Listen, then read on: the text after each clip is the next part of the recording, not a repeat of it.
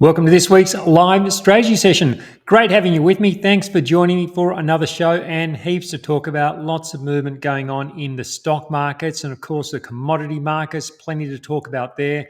And in the second half of the show, we're going to go through all your stock codes. So get them ready. We'll call them up, look at the charts, look for the opportunities when we get to that in the back end of the show. As always, everything today, general commentary only, doesn't take your personal situation into account. Been through all that, let's get into our first chart. So starting off with the ASX 200, and this really is getting interesting with the ASX 200. The index is only about 3% below its all-time high. And that comes on the back of one of the great comebacks that we've seen in the stock market. So should we be anticipating new all-time highs in the near term? And there are also some important developments going on in the US market with the S&P 500. I'm going to show you, and one of the things I'm going to show you when we look at that is a really interesting graph that shows what retail investors appear to be doing in the ETF market. And I think you're going to find that fascinating. So we'll get to that when we cover the S&P 500 in a few minutes. But before we do that, let's just start with this latest price action in the ASX 200. And the big development on the charts this week have been these moving averages. They've crossed to the upside. And that's for the first time in 3 months since back in March when they turned lower. The 50-day went below the 100-day. We've now got the opposite happening. The 50-day is now taking the lead. And this is important because you can't have a bullish trend without that condition being met. So the 50-day above the 100-day. And prices also made a new recovery high through the week, and they're becoming more established above these moving averages. So it's spending quite a few more weeks. It's spent quite a few weeks now above the moving averages, so becoming more established there. So again, these are positive factors, and I think they all support the possibility of higher levels. I think the big question now for a lot of people is what to do. What do they do? What do they do now? And I say that because I've heard from people who say, "Look, I got out on the way down, but I haven't gotten back in with this recovery." And this is something that often happens when we get these periods where we get sharp sell-offs. It happens pretty much every time we get this sort of condition. And the reason for the sell-off, it seems so dire that people think, look, the best thing to do here is going to be just to sit it out for a few months and watch. But what do you do? What do you do when the market snaps back, as we've seen in recent weeks? Do you pass it off as just being a bear market rally and stay out? Or do you respond to the price action? The fact is that we can never be sure that volatility won't return. So yes, prices have done well in the last few weeks, but we never know. We can't say for sure that the prices won't turn lower. But I think if you stay on the sidelines for too long, you can be left behind, and then that's when it can get emotionally harder and harder to get back in. So since mid-April, we've been discussing gradually getting money back into the market. So since back here on the 11th of April we've been discussing gradually getting money back into the market. And I think that remains the approach. When volatility and uncertainty are high, I think a conservative approach beats an aggressive one. And for anyone who's been slow to return, anyone who's been slow to get back in during this rally, I think the message is the same. It's gradual. I don't think it's wise to play catch up with larger positions if you've missed the rally so far. Quickly trying to build a big position at higher levels, I think brings extra risk. So I don't think that's the way to approach it. I talked about the potential for a pullback over the last couple of weeks. Well, for the last couple of weeks, really, yeah, I've been talking about that possibility of a consolidation or a pullback towards the moving averages. And so far, that hasn't happened. So far, we've had the market continue to push higher. But I think the prospect of a pullback, it's still very much alive. I was looking at some price action through the week, and it's from an earlier period. And I think it's worth having a look at that now. So let me show you. Let me just compress this and jump back in time a bit. I'm going back to 2018. I'm looking at this period through here where we um, had this large sell-off. And I think this is really interesting because what we have like there's this fast-moving, panic-driven sell-off of about 15%. The reason for that sell-off? Well, it was a big factor was Trump's trade war with China. So tariffs yet again, and this is in Trump Mark 1, so his first time around. And as is often the case, though, the worst fears weren't realised, and the situation improved, and stocks rallied, and they rallied strongly. We've got that V-shaped recovery. You see that familiar recovery shape. So what happens there? So prices go from below the moving averages to above the moving averages. The moving averages cross just like they have now, and the ASX 200 then gets stretched above the moving averages, and then you get this grinding rally up towards what was then the all-time high. So we've seen like we're seeing now, we're seeing this grinding rally. Now the market has become stretched above the averages. And again, there was plenty of disbelief and lots of people watching from the sidelines as the markets went from a scary sell-off to back approaching new highs. Let me put on an indicator. I'm going to put on the percentage from the 50-day moving average indicator. Have a look at this. So what you can see here, so this indicator down the bottom, if you don't know, it's showing the percentage the market is above the 50-day moving average. And once we get that initial rally through the averages, prices get to about 4% above the 50-day moving average, and that's an elevated level. And that was let's just put a marker across there. So this is around 4%. It's around 4% above the 50-day moving average, and you can see that level of extension was sustained for about a month. And during that period, you can see prices, they just grind higher while remaining stretched above the 50-day moving average. But then it eventually gets to the point where it does pull back, and we do go from that elevated position back towards the 50-day moving average. So keep this in mind. Keep this general price structure in mind and the elevation above the moving average in mind. Let's jump back to current day. So here we are. We're back at current day. So again, what we have here, we've got the fast move from below the moving averages to above. Prices then get stretched above the 50-day moving average. You can see we're up here again, up around 4%. Just see if I can, just going to move this along so I can draw that in. So yeah, they get to around 4% above the moving average. And then from there, we've got that same grinding rally towards the all-time high. So will that pattern from 2018 continue? Of course, there's no way to know. And it probably won't be a perfect overlay either. The market always has its unique tilt on every situation. So you don't get these perfect overlays. But it's interesting nonetheless because the market has been, what we've got through this period here, it's like, or the market or investors have been exposed to similar fear and uncertainty.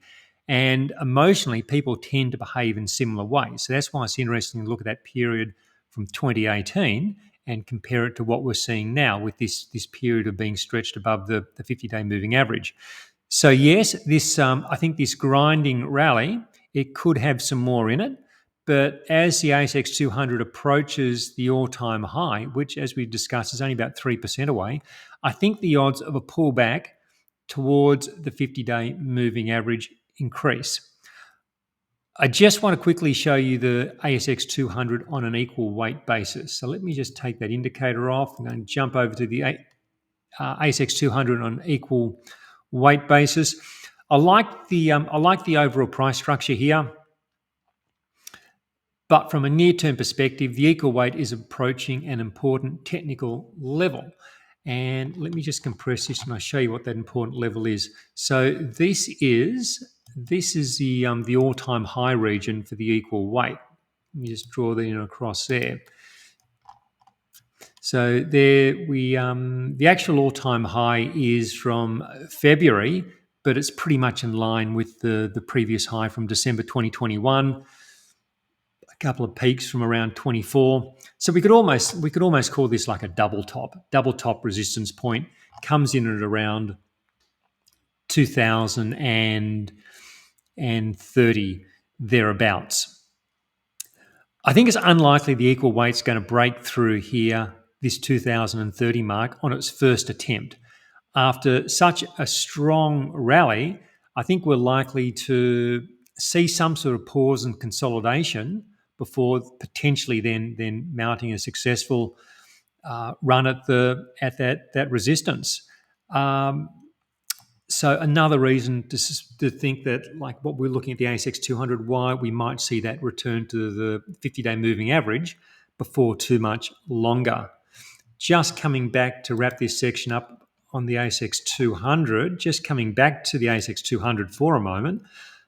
So what I'm doing, I'm long the ASX 200 index, I'm long individual stocks. For me, it's been that process, as we discussed, of gradually getting back into the market over the last 5 weeks or so. And I think that continues to be the way to play this. I'm happy to hold stocks that are working out for me. I'm happy to buy stocks that are breaking out of ranges or stocks that are like rallying off their moving averages. But what I don't want to do is chase stocks that have been running hard and quickly trying to catch up or build positions in stocks that have been running hard. And that's due to the risk of a pullback and the possibility of near-term upside just being limited for those factors that we've been through. And as always, I'm using those wide trailing stops we talk about each and every week. And the aim of that is to see off those pullbacks, those inevitable pullbacks when they do come. Now, if you're getting some value from this, please hit that like button. Please leave a short comment. Just, hey, thanks for the video. It tells YouTube you're watching. YouTube shows other people, helps me heaps. Please do those things. Now, let's jump over to the S&P 500. Now, I think this has been a constructive week for the S&P 500 and the US markets generally. I think the signs so far are that the dips are being bought, which is of course what we want to see. Now, let me just clean this chart up a little bit before we go on. I'm just going to remove this support resistance level, which I've got drawn in here. It's been useful. It was useful late last year, early this year, but I don't think it's adding as much value in just at this point here. So rather than clutter the chart, I'm going to just take that off, and that will happen. We get areas of technical significance which lose their significance over time, and when that's the case, I think it's best just to take them off, and so it doesn't clutter our view of what matters. And what matters at the moment for me are the moving averages and the current high. So back to the latest price action. It was encouraging to see last week's pullback attract buying interest above the moving averages. So again, I got the 50 and the 100-day moving averages. Prices, what was interesting on Friday, so let me just expand this. You can see on Friday, prices opened, this is last Friday, prices opened on their low, and then they rallied through the day and closed higher. So I thought that was positive price action. and then they've rallied, pushed on and rallied through the week. Also notice you'll also notice that so far this has been a shallow pullback. And I think this is important because what it shows that buyers are quickly stepping up to support prices on those pullbacks. And that's a positive sign. It's when rallies are aggressively sold that we should be concerned and that we should be taking those precautionary matters of really de-risking portfolios.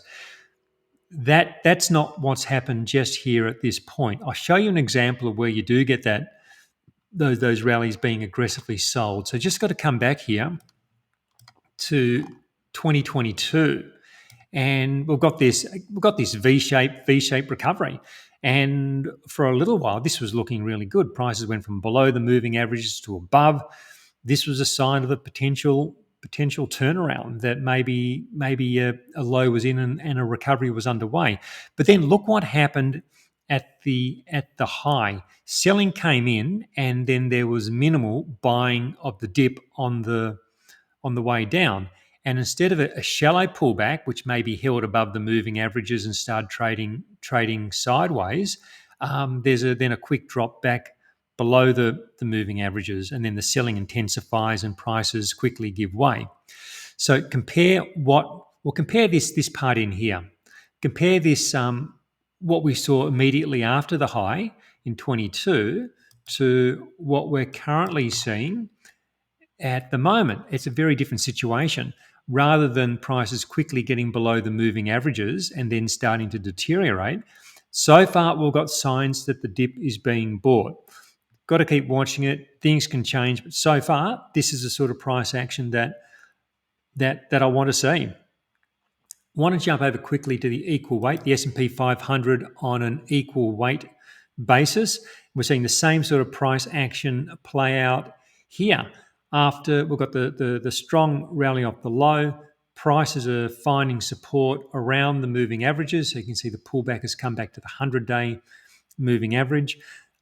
I think it's positive. I think it's positive that we're seeing the equal weight trade in a similar manner to the S&P 500, as what that shows is that there's broad participation in this rally that we've had over the last 6 weeks or so. It's not simply a case of Nvidia and a few of the mega stock flag bearers carrying the rest of the market. There's broad participation. That's the only way the equal weight can rally, if you've got participation across the market generally. You'll also see that the moving averages are starting to turn higher.